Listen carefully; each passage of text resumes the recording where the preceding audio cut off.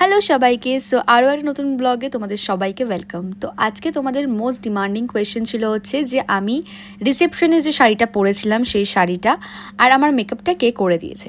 তো আমার মেকআপ আর রিসেপশনের পুরো ডিটেলস নিয়ে আজকের এই ব্লগটা। তো মেকআপের জন্য এসেছিলো হচ্ছে প্রিয়াঙ্কা। তোমরা জানো বিয়ের দিনকারও আমি ওর কাছ থেকেই রেডি হয়েছিলাম আর রিসেপশনও ওর কাছ থেকেই আমি রেডি হয়েছিলাম। ম্যাক্সিমাম টাইমটাই আমি প্রিয়াঙ্কার কাছ থেকেই প্রেফার করি রেডি হওয়াটা। এছাড়াও আমার প্রিয় প্রিয় কিছু মেকআপ আর্টিস্ট রয়েছে, তবে প্রিয়াঙ্কাও কিন্তু তাদের মধ্যে একজন।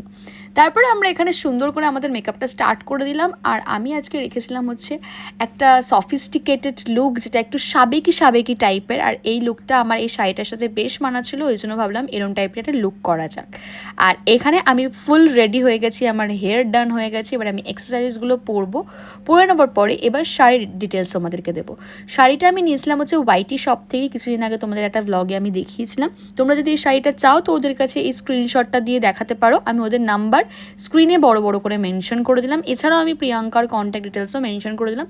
তোমরা যদি তোমাদের স্পেশাল ডেটে প্রিয়াঙ্কাকে সাজার জন্য বুক করতে পারো, কারণ ওর হাতের কাজ ভীষণই সুন্দর, তোমরা আমাকে দেখলেই বুঝতে পারবে। তো এই হচ্ছে আমার ফাইনাল লুক।